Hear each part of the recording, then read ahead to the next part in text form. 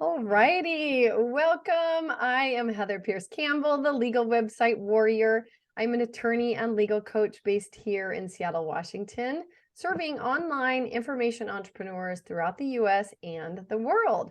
Welcome to another episode of Guts, Grit, and Great Business. I am super excited to introduce Megan Cain today. Welcome, Megan. Hi, Heather. Thanks for having me. Oh, so good to have you. I have been looking forward to this conversation. This is a topic I love. People would often not necessarily associate legal with like systems, processes, some of the stuff that you think about when you think about automating other small businesses. But it's really a really important topic, both to me and everybody that I serve. So I love this topic. For those of you that don't know Megan, Megan and I first met actually through Pierce Law. We got connected. I'm not sure how we initially got connected, but Megan's up to some really interesting things, and we can talk a little bit about the endeavor that led to us connecting. But Megan is also an operations expert for entrepreneurs who need to build the back end of their business in order to win back their time and stay ahead of growth. Megan has worked with authors, coaches, consultants, and nonprofit startups to create businesses with more magic and less admin. In addition to loving all things systems and processes, Megan has also built a thriving online gardening business and has published 2 books teaching people how to grow and preserve their own food at home. On the weekends, Megan is usually out exploring nature and working towards her goal of being on 52 different trails this year: road, biking, hiking, Nordic skiing, mountain biking, and walking. That's amazing. I love that goal, Megan. Thank you. We've got a lot of fun things to talk about. I think, where do you originally hail from? I was born in Philadelphia, Oh, and a lot of my okay. family still lives in the mid-Atlantic area. Got it. Were you in the Midwest when we first connected? I do own a house in Wisconsin. My husband and Okay. I have lived there for about 20 years. But when we connected, I was in Tucson. I was in Tucson for the winter for about 6 months. That's right. One of the things I love about you. And now you're in Portland, which is like the baby sister city to Seattle, and also where my sister lives. Oh, great. Super fun. And as lovers of the Pacific Northwest, we love getting out and doing hikes and walks and stuff. And so I actually really love your goal of the 52 different trails this year. Um, I would love to know, because you and I first connected through your gardening business and gardening endeavors. Do you want to talk for a minute about that and how you got started, where that got started? Sure. Let's see, I've had my gardening business for about 10 years. This year is the 10-year anniversary. Before that, I actually worked for a nonprofit, an agricultural gardening based nonprofit for about 7 years. So I actually grew up in a row home in Philadelphia. We didn't have a yard. I didn't know anyone who gardened. I didn't even know gardening was a thing that people did because I lived in such an urban area.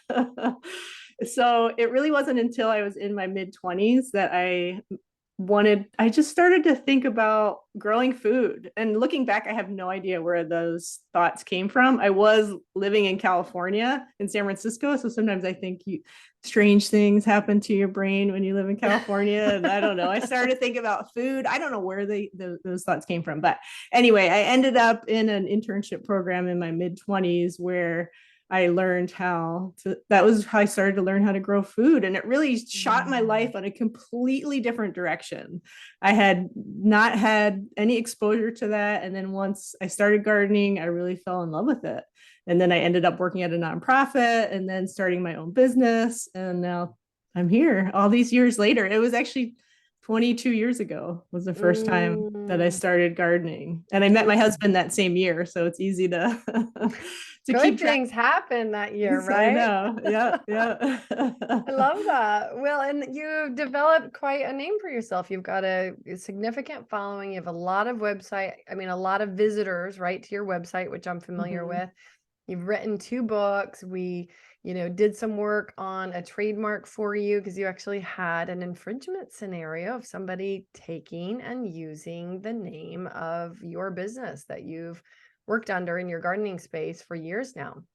Yes, that's Um, correct. Yeah, we met because I was having a panic emergency after a colleague sent me a text with a cover of a book and said, "This book came up when I Googled creative vegetable gardener." And yeah. then, of So if course, I you're had to freak out. listening, right, and you're like, oh, gardening, I need to learn more. And I think it's interesting because have always had an interest in gardening, but it's like a little bit of a trade-off of time plus, like there are trade-offs comparing like how else I'm spending my time, and gardening has kind of happened in fits and spurts. I love planting and nurturing plants. I have not necessarily done a phenomenal job of like consistently growing a vegetable garden.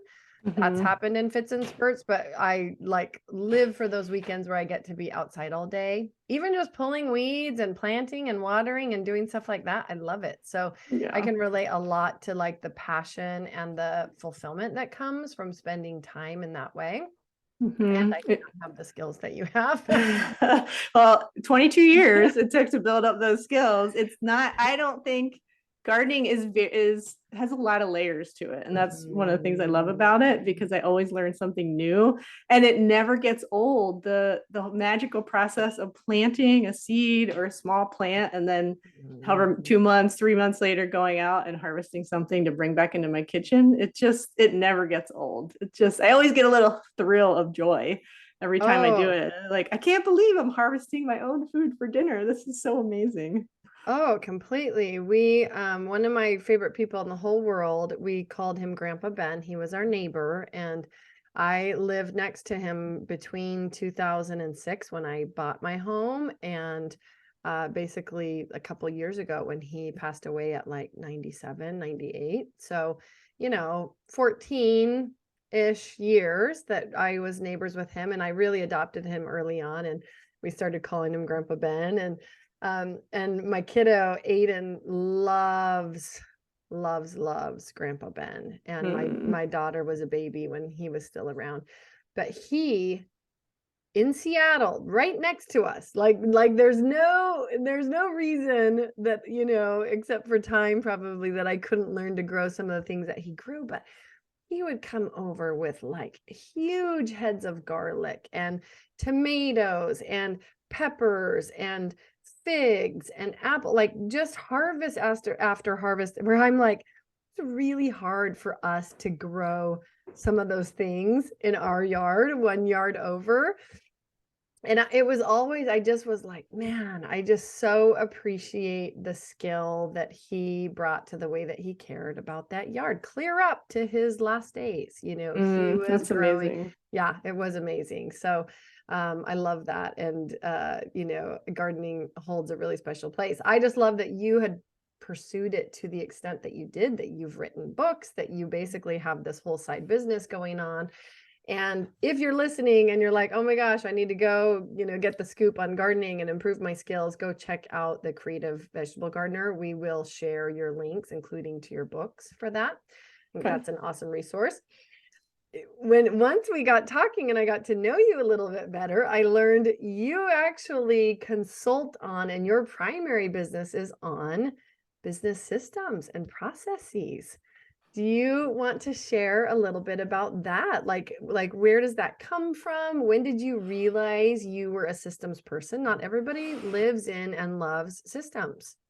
I know. I just said to my husband when we were on a walk the other night that I wish I had figured it out a lot earlier of what exactly it was that I was good at, because it's not until I would say the last few years that I realized, oh, not everyone's brain works like this. No, no, no, no, no. And I've shared this like numerous times, probably on this podcast, but definitely even with my clients. There's a woman, her name is Jane Powers. She was actually on one of the early episodes of this podcast. She teaches people about sales. And her philosophy, she has a system kind of it's like if you go through any training on basically kind of categorizing people so that you can communicate with them better, right? It's really about speaking the language of the person that you're speaking with, because we all think differently, relate to different things, and use different language based on what our priorities are. She's got 4 categories, and I have found these to be actually so helpful when it comes to understanding people and understanding where their strengths are. So experts, you've got either an expert-based personality, right? And all of us know experts and can like probably put some labels around them and how they think and how long they take to make decisions. And I know even like when I'm talking about my Catalyst Club program, if I'm talking to an expert, like, oh, we're going to have this conversation. This person's going to go away for a few weeks and do all their research and look at other options in the marketplace. And then I'll likely hear back from them in a week or two, right? And that's what happens. That's an expert-based personality. Then there are also optimizers. Optimizers are systems thinkers. They are like, oh, yeah, I see all the ways that you guys are doing that stuff, but here's the better way. Like, you're not just doing the thing that other people laid out because somebody else laid it out, right? You're all about inventing the new, better, improved method, right? And so certain people are optimizers. Not everybody has even elements of the optimizer in them, right? And then there's catalysts, which are just like really quick movers. They make decisions and they kind of think about it later. A lot of my clients are catalysts because they move quickly and then it's like, oh, oops, this legal issue came up, right? So I understand and can relate to the catalysts. And then you've got the relators, people who are really relationship based. And so many of us live in different categories. Some of us live almost exclusively in a single category. Many people may have some optimizer in them. Some people are going to be primarily optimizer. And then a lot of people don't have optimizer in their brains and in their personalities. So it's been a fun way to actually relate to people and see kind of where people fit because these categories tend to hold true. Yeah, that's really interesting. Yeah. When you were going through the categories, I was thinking like, oh, that person falls in that category. That person falls in that category. Totally. Yes. And you can, relators because they use softer language. It's about how people feel. If you're talking to them about your services, it's like, look, I'm going to walk you through it. I'm going to help you each step of the way. You're really talking about support and the feeling of support. Whereas an expert, you are talking about research and data and outcomes, right? Optimizer, you're talking about, here's my step-by-step system. Here, it's very much like showing them the insides of what they're getting because that's what they want to know about. Whereas catalyst, all you're talking about with a catalyst is the outcome. They don't want none of the other stuff. Yeah, that is They're really just funny. like, get to it already. Yeah. Yeah, I can see that in myself too as an optimizer because I often ask people a lot of questions and sometimes people are like, oh, that's a good question, or like oh, I've never thought about that. Like, totally. oh, I want to know all about like what you do for a living. And then especially when I meet with other business owners, because I'm like, oh, so where do your customers come from and this and that? And they're like, wow, you ask a lot of questions. It's like, well, I'm trying to how your business works, even if it's just at a party. It's not even in a work capacity. It's just like, oh, I just want to learn about right. That's your engineering systems, processes, optimizer brain. Yeah. And it wasn't really what I felt from a lot of my earlier job experiences was that I kept thinking, I like to create things. I like to create things from scratch. This is the thread that's going through everything. But what does that mean? What does that translate to? How do I turn that into a career? I would just kind of jump to different jobs because I would be invited to create something and then I would create it and then I would realize, okay, well, I created it and now they're going to have other people come in and run this thing that I created. And now I get to go move on and create the new thing. Well, I love it. I love that you see it as a form of creativity, right? Because it is, you love the process of creation. And then it's about like what is being created and, from a system standpoint, how that supports your clients, makes their businesses more profitable, right? More efficient, probably more effective, all the things. Yeah, because what I started to realize working with my clients, was working with a past client during a session and I said, okay, well, we were setting goals and thinking about some things that he wanted to do. And I said, okay, so it sounds like this is a goal. And he said, yeah. And I have no idea how we're going to do that. And I thought, oh, that's so interesting. Because immediately I was like, okay, I already am breaking it down in my head. Like we could do this. And I was like, wow, figuring out how to do it is the easy part for me. But I thought, oh, it's interesting that he looks at that goal and says, I have no idea how to accomplish that. And I was like, oh, that's why we're a good team then, because you can come Totally. up with the goals and the vision, and then I can help you figure out how to make them happen, really. And so it has been a good learning experience for me to realize, oh, yeah, what I bring to the table is unique, and what my clients bring to the table is unique, and it's very complementary, which is really nice because there's a nice synergy there. Totally. And usually people that need system support, they don't want to be the one to have to jump in and figure it out and put that together, right? So we need quote unquote experts in our lives that can step in and help us see what it is that we actually need and sometimes build it for us or along with us. And at what point did you realize like, oh, this what I'm doing is systems and processes? Until I started this current business, which even when I started it, I just was like, well, I'll start it as a project management business because I felt like, oh, I'm really good at project management. And then I realized, oh, it's bigger than project management because I also have a very strategic mind. And so with a lot of my clients, I'm a strategic thought partner, and we're thinking about systems and the business as a whole. So it really became more than project management, really.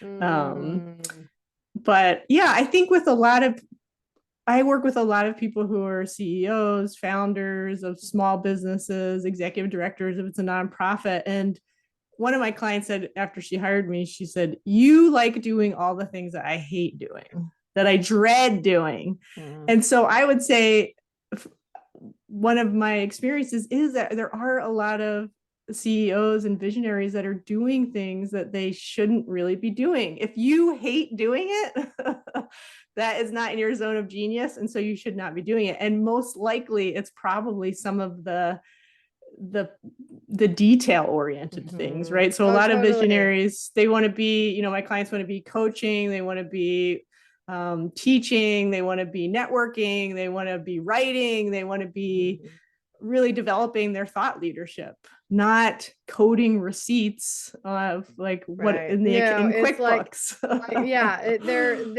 mean, before we went live, we were talking about it. It's like, they're stuck in the weeds. They're stuck working in their business, not on their business. And so they're trying to shift more to that role of being a true visionary, being a true CEO. Right. Because as a CEO, the visionary, you should be doing only what you can do because that's where you bring the most value. And other people should also be doing only what they can do, right? The operations person should be doing operations, and the assistant should be doing assistant type admin things. But I find that a lot of visionaries are super smart. There's a lot of things they can do. I just talked to a client the other day and she said, well, I can do all the financial stuff. I thought, yeah, but you shouldn't be doing all that stuff because you can just hire a bookkeeper and that's their zone of genius. And her real zone of genius is meeting with clients, doing the sales process, coming up with programs, figuring out how she can serve their clients. That is so valuable. And she can't, eventually, yeah, maybe you can hire someone else to do that with you or for you. But when you're a really small business, that is where your time is best spent. Yeah. Well, and I heard you say, because part of what I'm so curious about is like how and why people get stuck in the weeds. Like, why is it that we can't see our own way out? Right. And I heard you say one client was like, I don't know how to get from here to there, right? Yeah. What have you noticed in the clients that you've worked with and the different businesses that you've worked with? What are the primary things keeping people stuck in the weeds? Yeah, sometimes I think it's not enough support. So if it's just you, of course you're doing everything yourself because there is no one else to do anything. So ideally, which is where a lot of consultants or coaches or the solo entrepreneur type businesses start.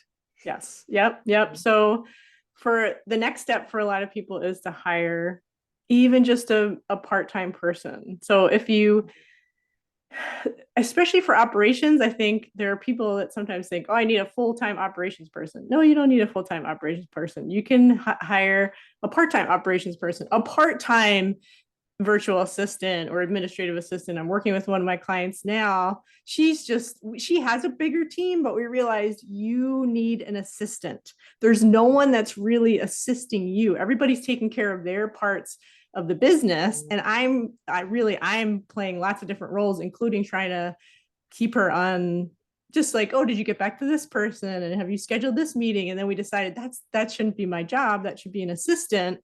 And so, yeah, just it really depends on where you are in your business. So sometimes I work with people and their first step is to get an administrative assistant or a VA, or maybe somebody needs an OBM, someone at a more management level.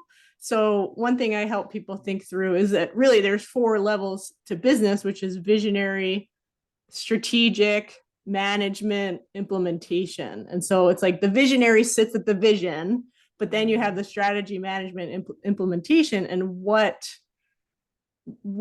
levels do you need help in, right? You can't be sitting in all 4 levels as the visionary. You should really just be sitting in the vision. And so then you may decide you need one of those other levels. I worked with a client where we decided that a virtual assistant was not a good first hire for her because she didn't really want to manage that person. She didn't really want to manage them. And so we decided, okay, you need someone at the management level, more like an OBM, that can get in there and figure out what needs to be done and then hire the VA and manage the VA. And still, they're not full-time employees. They're just fractional employees that have, or not, sorry, they're not employees at all. They're just fractional contractors that are just working 7 hours or 5 hours just to start to pick away at some of those things. So my one client, so I would say, yeah, so team is a big part of it. You can't do everything yourself. And then I think as your business is maturing, I think your team matures as well. So a lot of people start with an implementer, but then eventually a lot of people need to add someone who can help with management and then potentially strategy. So sometimes people hire out strategy, like you just hire a consultant for something very particular. I'm one of my services, I am a fractional DOO, so a fractional director of operations for some people. So I sit in that strategy position, not just strategy, I also do management. And so I serve that role to a lot of my clients, but then they also have a coach, like maybe a business coach or somebody else that also helps with strategy. So I think, as your business matures, you kind of fill out those layers with other people that it's not just you. You can't be doing 4 layers of business. Well, and the thing that I love that you've illustrated is there's also no one way to do this, quote unquote, the right way, right? And it reminds me of another conversation I had on the podcast with a guest who was talking about the role of CEOs. And she said, somebody once said to me, CEOs have to be in charge of, the financial side of the business. And she was like, I completely disagree. CEO is in charge of leadership of the business, and a part of that is financial, but there's no one right way to be a CEO. And I just thought, it's so important, especially in the context of small business, that people hear that, because I think it allows them a lot more freedom to determine where they thrive and how they thrive, and to build in support, even if it's getting strategy around how to do that the right way, but not to feel like, oh, I therefore can't put on the CEO hat because I don't have these skills, or I'm not doing it the way that it seems like all CEOs need to do it, right? There is no right way. There is no one path. No, I totally agree. There is no cookie cutter. I can't talk to someone on the phone and say, okay, this is what I think you should do. It's like, no, I need to know about your business and who you are as a person and what you want your life to look like. And, it's not that easy. I can't just say you should hire a VA. Like, well, totally. I don't know you or your business. Exactly. I have a client who is one of my top clients who is phenomenal at business. I mean, pulls down millions of dollars a year in revenue. And he will tell you to your face, I'm terrible at managing people. I don't do that job in my business. This is what my right-hand guy is for, Yeah. and he builds out all of our team and he runs all of the growth programs and and so, and I just loved, first of all, how open and clear he was about being able to share that, but it also reminded me, like, you just have to know yourself and where you shine and where you want to be spending time and how you want to be leading, and then put the right people in the right seats for the rest of it, whether you're working with somebody like yourself on a fractional basis, whether you've got kind of more of a permanent fixture, whether it's part-time or full-time that you can build into your business to help you with some of that, like whatever it looks like. I think it really pays to understand yourself and get support, if you don't, in understanding where and how you should be spending your time. Yeah. Yeah, I agree. And I think the first step, if there's people listening that are say, oh, that's me, I need to figure out, a little bit more about what I want to be doing and not be doing, is you can just start to keep track. I assigned this to one of my clients because we did hire an assistant for her that's just going to start at 7 hours a week. And I said, before our first meeting, I want you to really think about what would you be so happy to hand over to this person that would just it would be a big lift off your shoulders. That's where we should start. The things that you dread doing, the things that you don't get to because you don't like doing them, the things that are hanging over your head that just don't feel good. And so that would be a first step. If you could dream and you had somebody come into your business, what are the things that you would start to hand off? Because that will also give you a clue of, okay, what kind of person am I looking for? Is it someone that these are mostly admin tasks and they're going to do admin? Is it somebody that I really want someone to hire a team for me and manage a team for me, like you said, your colleague said? So there is let's go back. There is no right answer. It's really about you and what kind of business you want to have.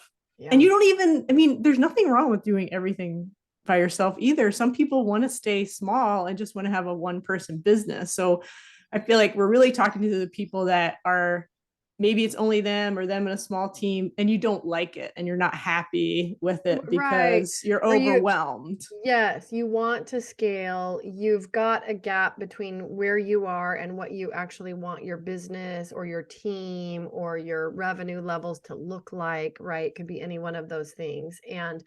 And you just know that you need support. And I know you've got a system. I think you call it the 4 S's. Do you want to walk us through kind of a quick, like just very top level introduction of what those are and how you approach those? Yeah. So a lot of times I talk about the 4 S's, that they're really the keys to creating a scalable and sustainable business.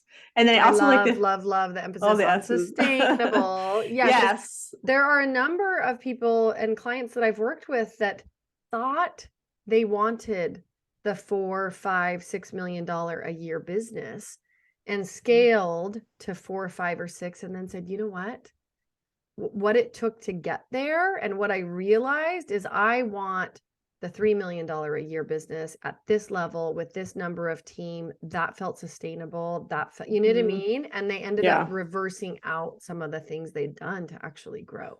Yeah, I think that's a good point because, if you follow social media, a lot of it's about like scaling, and now it's all about having $1 million business or a multi-million-dollar business. But I think for you need to figure out what's enough for you, what feels good for you, and sustainable. Like you said, for me, I don't want to work on Fridays. I haven't worked on Fridays for a very long time. You want to go pursue those 52 trails. Yes. Yeah. Friday is my hiking day. My husband and I usually go for a hike. I could grow my business, but I don't want to work on the weekends. I don't want to work on the evenings. I need to have boundaries for my own mental and emotional health. And so for me, I've decided, okay, this is what's enough. I don't need to have $1 million business. If you want to, and that's part of your dream, I think that's great. And you don't have to feel pressure that you have to have a certain size business. Because I think in the social media kind of entrepreneurial world, there is some pressure of, oh, you should always be striving. You should have a big team and you should have big launches and you should have all these products. And It's your business. You should Totally. build what you want and what supports. I don't think there's anything wrong with having a lifestyle business. Like some people, Mm-mm. poo-poo that, was like, well, my life is the most important part of this whole Totally. equation. Yeah. And so, And a lifestyle business, like for me, what that means, because I mean, the majority of my clients are going to be in the quote unquote lifestyle business space, small business space for sure. But mhm, what they want, they're not looking to, because a lot of times you say the word scale and people think like, oh, you have to go for outside funding, you have to go, like it looks like a very different scale means different things to different people, right? Is yes. the end result. And you have to decide, because for some people scale means build something that they turn and burn in 5 years and make a lot of money on and they're out. For Mhm, somebody else, and these are most of my clients, they want to build something sustainable. They want to build something that impacts clients' lives for a very long time, that allows them to do really quality work for as long as they want to do it, right? mhm, They want a small business that thrives and allows them to deliver their own unique professional, or however you want to qualify the work that they do, their expertise in the world, in the way that they want to do it. And for some people, that's going to mean building a small team. They want to build something that sustains others as well, from an employment perspective, from mhm. maybe they're really dedicated to hiring moms or hiring people in the trans space or whatever, right? And I've worked with all of these folks. Their mission is bigger than just them, which is most of my clients, but their businesses all look different, right? And how that mission gets expressed in the world looks different. So it's really about getting clear on that. Yeah, I think that's a good reminder that scalable, it can mean lots of different things. Scaling your impact, scaling your Yes. team. I have one client that's a nonprofit startup and they want to scale to serve more people. I have another Mm. client who has an executive coaching business and she wants to scale by just having some other coaches on her team. She doesn't want Mhm. a team of 50 people, but she does want more than just her. Yeah. And so those are smaller scales, smaller. I mean, it's all Yeah. it's all relative. So yeah, so and then I would say another S that I always kind of threads through everything is really simplicity.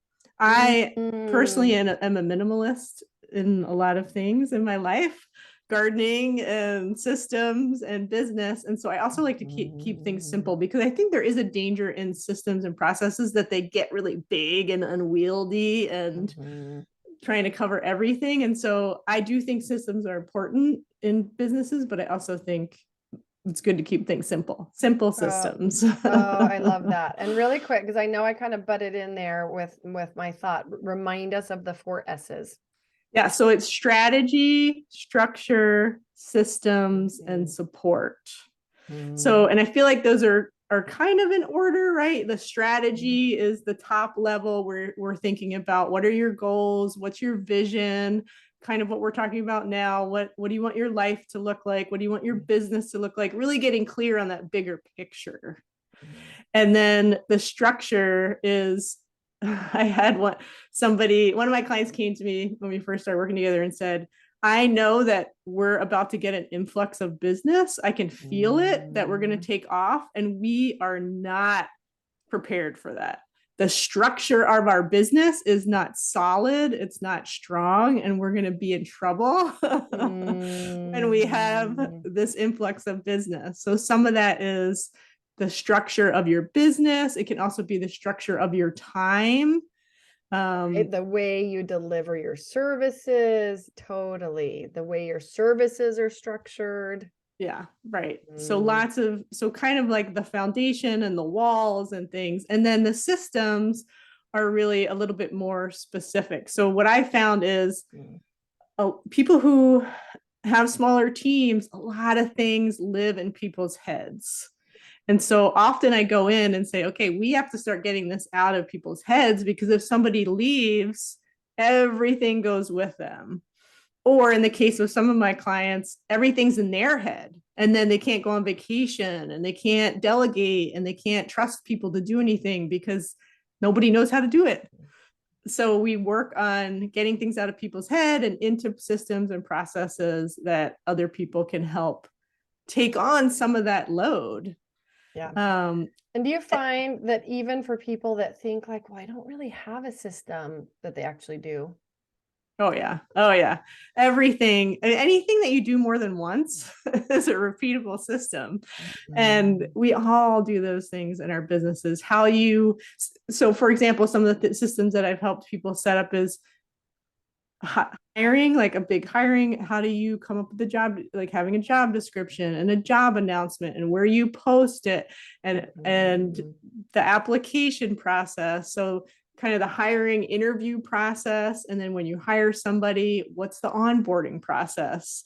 When you have a really smooth onboarding process, you really set the person up for success. Things are clear. People feel welcomed.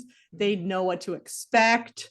We've done team communication system, like how are we communicating about things? Let's get more clear. A bigger system is to set up a project management system. I set up a client into Asana. We brought everyone into Asana because it was very unclear, like what tasks are getting done, when are due dates, nobody knows what's supposed to be happening. And then client journey, like a customer journey, is a very important system to have. So what steps do you want to take people through from the beginning all the way until the end? How do you offer a really good customer experience that where they feel like they're cared for, they're getting quality service? It doesn't matter what you're offering, you need to have a customer journey process. If it's a class or a mastermind, or there are all kinds of things that my clients offer, but I often say the easiest thing to do is to take care of your current customers so they stay as your customers, so that you don't always have to be going out and trying to find new customers. So let's care for the people that are in our orbit as clients in the best way that we can, and make sure that we're serving them. And so a lot of that is making sure these steps happen at certain times, and you're checking in with people. And I love that. And I actually really love that you think about the client journey as its own system, right? I think a lot of people think like, oh, client journey lives over here, like as part of delivery or whatever. But you can really bring a systems approach to almost anything, like you said, that you do that's a repeatable function in your business. Yeah. Yeah. And you can have any kind of goal for that system. So one of my clients they're really into creating communities of care. And so we came up with kind of the overall vision for the community, for the customer journey. And it was about like welcoming them, having them feel part of this community of care, having strong boundaries. Like it was very loving in a way. And so it's like, okay, when we're building out the system, we need to keep those things in mind. Are we accomplishing these goals? So I think sometimes people think like, oh, systems are so dry and they're so cold, right? When I came into one client's business, one of the people that already worked there said, oh, you're going to bring in this person, they're going to make all these systems, and they're not going to like going to be bad. Like somehow you're removing the personal element, right? I think sometimes people think systems and they think technology, robots, automation, and I love one of the things that you have in your notes, because I was looking over that and getting prepped for this. Systems are care. And like when you have the right systems, your clients feel cared for. It's not about removing like personal touch or the personal element or the way that you do certain things, right?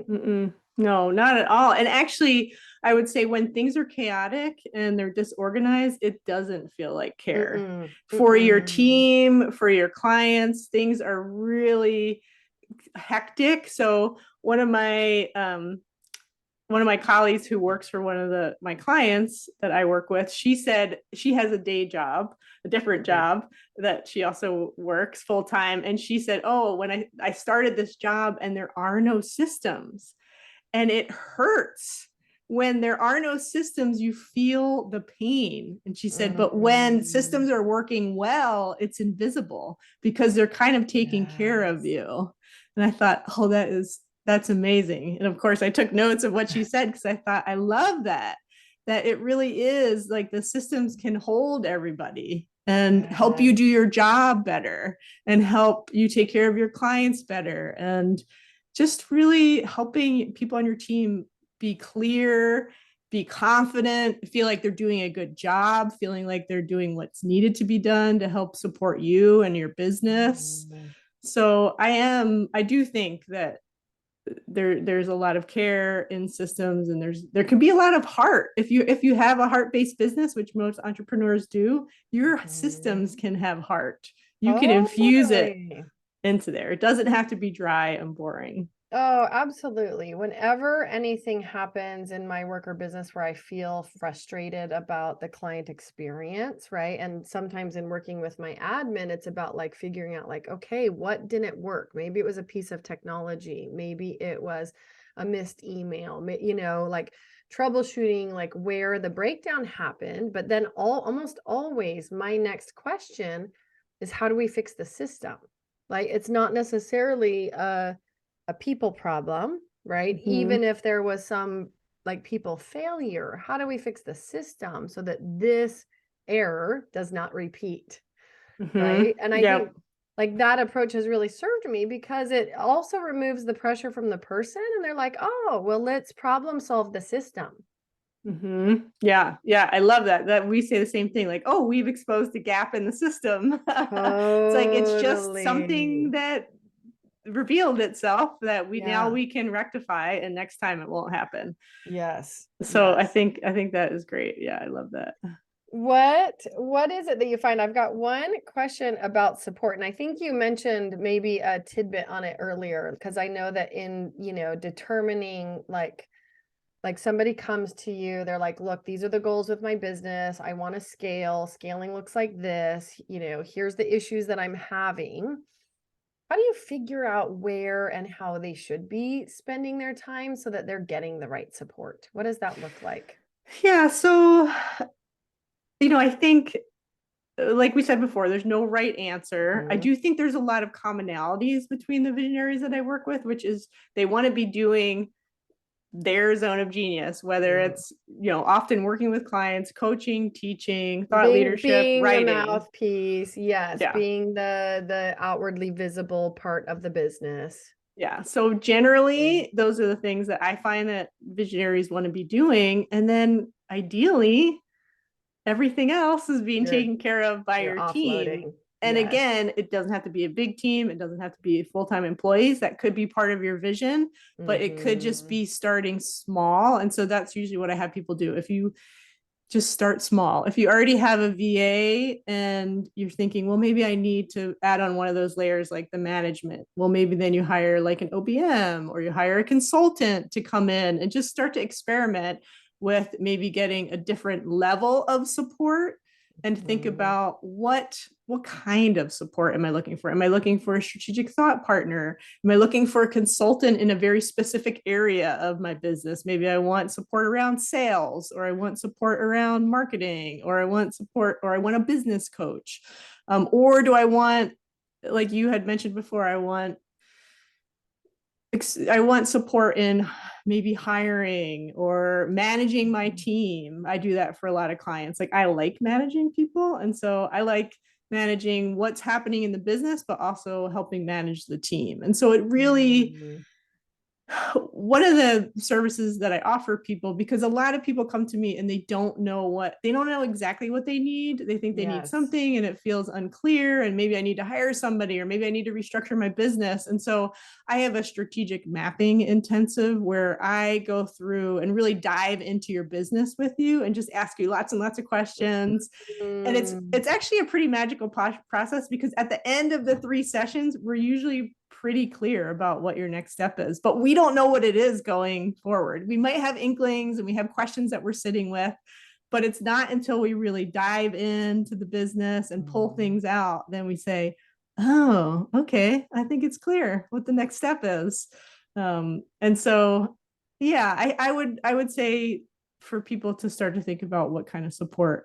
Again, when I said what kind of things would you love to take off your to-do list, that could be part of it. That helps you figure out what kind of support. It's like, oh, I really want to take off figuring out how to have a better sales process. It's like, okay, maybe I hire a sales consultant that really helps me figure out that part of my business.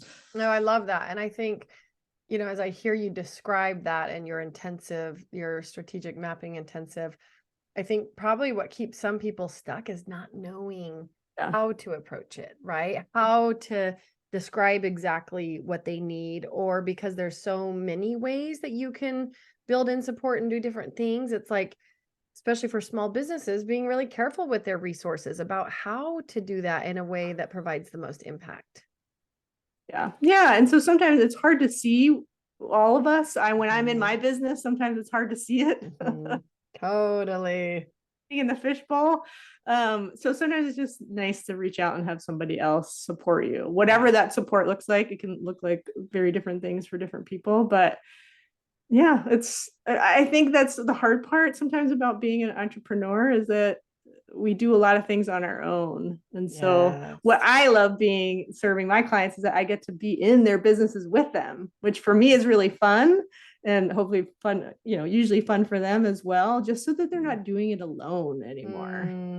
Oh, I love that. So don't feel like you have to do it alone, I guess, is the right. parting message. Well, and I'm glad you answered that, because I was going to ask, what is it that you love? And I love that, like that feeling of kind of walking that path with your clients.